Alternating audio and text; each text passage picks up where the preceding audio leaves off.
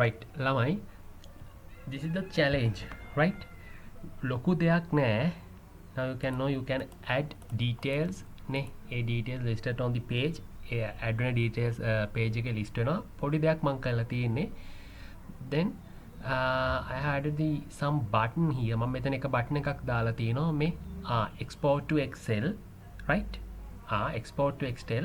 When I click on the button when I click on the button, it will download the details to the Excel file. Right here you can view, then download to the all the data to the Excel file. Export data to the Excel. Export data to the Excel. When I click on this button, it will automatically download all the details in that table. Export. Then you can export your data to the Excel. Then try to do this one. Try to do this one. This is your challenge, right?